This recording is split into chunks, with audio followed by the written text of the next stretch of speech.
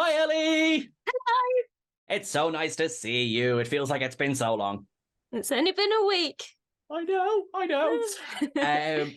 But as usual, a lot of stuff has happened in a week. I know. Could they just slow down and give us a chance to breathe? You see, now that you've said that, watch as everything just wallops up in terms of delivery now for the next year, which we shouldn't be complaining about because it's lovely to have things to talk about. Yes, it is.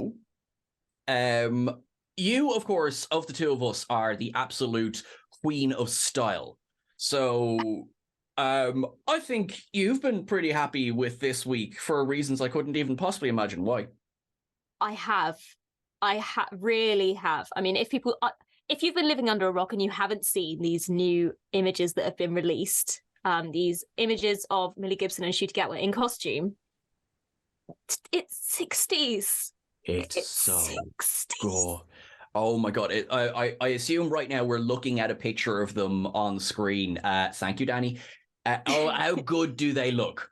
I love it. I mean, as you well know, and many viewers may well know as well, I am a massive fan of vintage fashion. 40s, 50s, 60s is fully my jam. So when I saw those pictures, firstly, I was like, wow, they look amazing. Secondly, I was like, we're getting an episode set in the 60s. Yep. There is one of the promo images has them stood very like Mod Squad style. They're resting against like this red brick background, and there's a piano nearby, and that's important because there's also a piano theme sort of running through with our villain's outfit. I will go a little bit more. Obviously, we'll go a little bit more into it, but Jinkx Monsoon, who is just. And I've been a Drag Race fan for years, so I'm so excited to see what Jinkx brings to Doctor Who. She's like as a performer, Jinkx Monsoon is amazing. Season 5 and winner of All Stars 8. There's so many seasons of Drag Race. It's. I feel so bad for anyone who's just starting now, but also a Broadway star in Chicago. So I really want to see if Jinkx sings. But yeah, there's a musical motif to Jinx's outfit as well, particularly piano, which is like the promo shots that we got. Yeah. I mean, I will be honest, I am not familiar with Jinkx Monsoon. So I'm very intrigued to see where this storyline is going to go. I think the music element of it is definitely something that's going to be interesting. I'm wondering if that is, are we going to finally get our Once More with Feeling in Doctor Who? Are we finally going to get that moment? I'm here for it because I think if there is a franchise that lends itself to just doing a musical, it's Doctor Who, and you wouldn't even have to try hard to justify it. And as well, the fact that Jinx's role has been called major by the studio. And I think as well, because I know we were talking about this and we were saying that, you have the Doctor looking as just amazing as he does in this. And so does Millie Gibson. Like, they both look incredible. But you don't really get like season finale vibes off it, which is maybe it's a silly thing to say at this stage because we have no idea when this is going to appear. Mm-hmm. But then, so how major is a role basically. Yeah. Okay, that wasn't English, but you know what I'm trying to say. No, and so I think we're trying to kind of figure out whether, as the character that Jinkx Monsoon is playing has been promoted as like the biggest villain, or I can't remember the exact wording. I'm sure it's written down somewhere and we'll find it. But she's been promoted as this big role in this new series, and as we've said, these images don't seem like these are finale. This is a finale episode, so how much are we going to see of this character? Is she going to be a prominent role throughout the series, as opposed to just a one-off villain in one episode? Is that where you were going with that? Thank you. That's exactly where I was going with that. The word salad up here struggled a little bit, so thank you very much. Or is it something that's going to be teased throughout the season? Vote Saxon. Things like that. I suppose just to put Jinkx to the side for a second, when the very first picture dropped, you text us all, and the first thing you said was, "This is giving me serious Idiot's Lantern vibes." Yes, I did. I again, I think maybe part of it is because I love that era so much, that kind of 50s, 60s vibe. So immediately was like, this is just, it just reminds me. I think one of the images where they're kind of stood against that brick wall, that red brick wall, kind of gives it that. I don't know what it is about it. I think it's that setting of being on those kind of like typical British streets of the red brick houses. We've seen some photos leaked of filming and things, and obviously those promo shots, and it just kind of gives a very similar vibe. The time period, the costumes, the setting. We did discuss as well, would it be interesting to explore a similar concept to the Idiot's Lantern in this new age where screens are so prominent? I mean, obviously the storyline of the Idiot's Lantern was the fact that TVs were so big at the time because of the coronation. We've obviously got another coronation coming up as well. Just links and things that probably will come to absolutely nothing, but it was just interesting to see those similarities. True. And as well, I think, you mentioned the upcoming coronation. However anyone feels about it, it's going to be a massive historical moment in British history. So I would imagine we're going to see at least allusions to it fairly soon. Fairly soon. What are them? Which would, by its very nature, tie into the Idiot's Lantern. So it could be very interesting, as you say, to see if there is a story based around it. And of course, now, I mean, wherever I look, there's a screen facing me. So, I'm screwed if The Wire comes after me. Like, there's literally nowhere to, or The Ring. Samara is like, there's nowhere to hide. Yeah, oh God, scary no, I know. thought. People have kind of said that the modern version of The Wire or the Idiot's Lantern has been in the Bells of St. John with that kind of Wi-Fi thing. But I don't know, I just feel like it just gave off a similar vibe. There's probably nothing to it at all, but I just thought it was very interesting. Yeah. I like it. Now, picking up on something you said a second ago about the description of Jinx's character as the Doctor's most powerful enemy yet, who, of course, this was also the way Neil Patrick Harris's character has been described when he was announced. So first thing, just for posterity, because again, if this is going to age badly, I want it to age super badly. Celestial Toymaker. And there'll be a super cut of all the times. It'll turn out to be nothing. It'll turn out to be Jeff from down the road. Oh, it'll turn out to be Jeff's internet history. Anyway, I don't know where I get these thoughts sometimes, but they both have sort of musical themed outfits.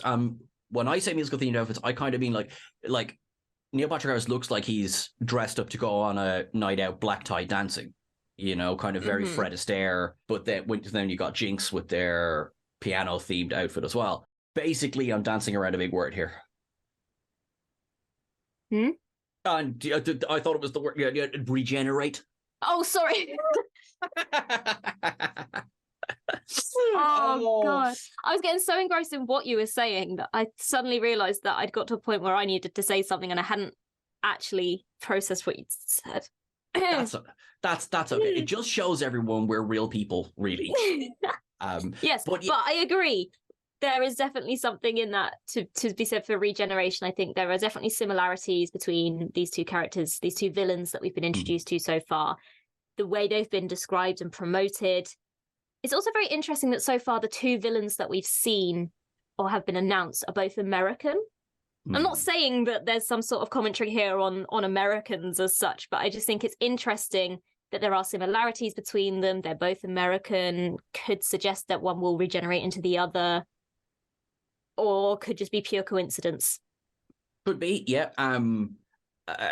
Plus, Russell T has a funny history when it comes to, Americans. I'm sorry, I've just never forgotten the fact that in The Last of the Time Lords, they reset the entire year that never was to the moment just after the American president had been killed. That is very true. I was just like, Russell, that maybe feels like a Russell's bit of a statement. Yeah, maybe he's not so great at hiding his thoughts there. Just a smidge. I am, look, at this stage, I don't even know. Is Gallifrey gone? Is it back? How many Time Lords are there? How many are? It's a bit like, okay. So, and also, if the Celestial Toymaker is indeed that character, the whole idea of the Celestial Toymaker back in the day was someone who could possibly control the Doctor's regeneration. That's where the initial idea of changing William Hartnell's face into someone else came from. So it wouldn't be a massive stretch to think that perhaps this character does have the power, even whether they are a Time Lord. Now, maybe it's simple. Maybe they are a Time Lord. I do wonder, though, obviously, we're assuming that obviously Neil Patrick Harris is the Celestial Toymaker. How likely is it that the storylines of the 60th specials will then continue into the next series? Or will there be 3 storylines that are finished up there and then we move on to something new, which I think is probably more likely? I'd say the most that we'll get things set up. But yeah, I'd say whatever the contained story, say Beat the Meep, for example, I'd say that will be done with the anniversary special, but there'll be things in there that will then kind of set up and lead into a new series, which Russell T is very good at. Mm-hmm. There is something else that needs to be mentioned. I don't know whether Danny might want to slot this in somewhere earlier or whether we'll just talk about it now. It doesn't really fit with what we're talking about right here, but it needs to be said. Of all the photos that we've seen so far that have been leaked of filming, Ncuti Gatwa's Doctor seems to have multiple costumes. We've so far not really seen him in the same costume. And it kind of raises that question of whether we're going to see a Doctor who pays more attention to what they're wearing in terms of fitting in with the time period that they go to, or is it something where, I mean, I was thinking this just before we started recording. Obviously, the nature of Doctor Who and the way that it needs to the way that it can live on is that at some point it needs to evolve and change. But there are certain elements to the show that you fundamentally can't change. I mean, if they suddenly change the TARDIS from a blue police box, I think there would be riots that they changed something so iconic to the show. But the costume of the Doctor does change with each Doctor. Sure. So I feel like, yes, the costume can be an iconic thing, but I also think that now is the perfect time, because we are expecting a costume change because we have a new Doctor coming, to introduce a new avenue to go down. I mean, Ncuti Gatwa is quite prominent in terms of fashion and style anyway. So I feel like he's a good Doctor to take those reins and explore that new element to the character, if that is what we're going to see. You see, I'm totally on board with that. Also, there's the other joke of like, the TARDIS has more clothes than most shopping malls. Are they just sitting there gathering dust? They are. So, I mean, this could be the first Doctor to actually be like, I've got a wardrobe the size of St. Paul's. I should probably have a look in this at some point. Yeah, and I mean, the thing is, the companion always changes clothes. And it does make you wonder, like, does the Doctor ever wash their clothes? Do you just have millions and millions of the same outfit? Or do you just never wash or change your clothes? Because your companion has new clothes every week. So why don't you? Why not both? Curveball toward the end. So we're going back to, I think we can pretty safely assume we're going back to a 60s type time. Going back to the 60s, all right? Who else went to the 60s? Oh, I know this one. It just took me a minute. Martha and the Doctor got sent back to the 60s in Blink. Yes, they did. Yes. I wonder, could this be setting up a cameo by the one and only Martha Jones? That would be a good curveball. That would be a good way of introducing a cameo in a way that is unexpected. That is true. Now, before anyone says, I am aware the 60s were 10 years long. I was not personally there, but I am told with good authority the 60s were in fact a decade. It would be one hell of a coincidence, wouldn't it? It would be a hell of a coincidence. Now, to be fair. Although it could also be, I mean, the Doctor, Ncuti Gatwa, knows exactly when and where they were. Yeah, I mean, stranger things have happened in this show. This is very true. But I think it would be fun because actually, I think it was yesterday, as of recording this, we saw a picture of, I think it was Sophie Aldred and Freema Agyeman just taking a lovely selfie together. And Danny texts in the group and says, "Oh, just announce the bloody unit spin-off, will you?" Mm-hmm, yeah. So maybe this could set that up. I mean, it would be an interesting way to set it up.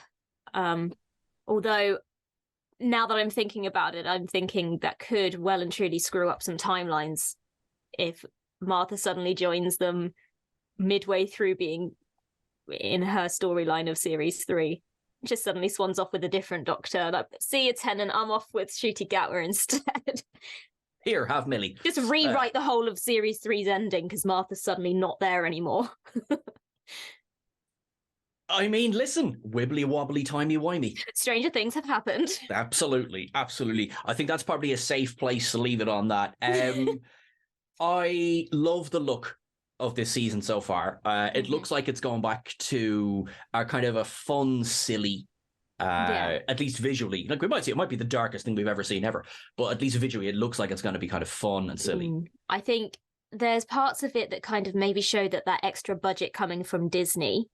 But I like that it also seems to be like, especially with these 60s costumes and setting, that they seem to be sticking with what fundamentally makes Doctor Who Doctor Who. They're not going too overboard. And I think it says a lot about the previous seasons that went so heavy on the CGI that actually, even with Disney Plus behind them, they're actually going closer to what Doctor Who was before CGI became such a massive part of it. Bug-eyed monsters, rubber suits, and wobbly sets. Bring them all back. Yeah. Everyone, thanks so much for watching. You have been awesome as always. You can catch us on the various socials. We're at WhoCulture on everything. And I'm at Sean Ferrick. That is the lovely at E Little Child. Yous are all awesome. Keep things wibbly wobbly. Bye. Bye bye.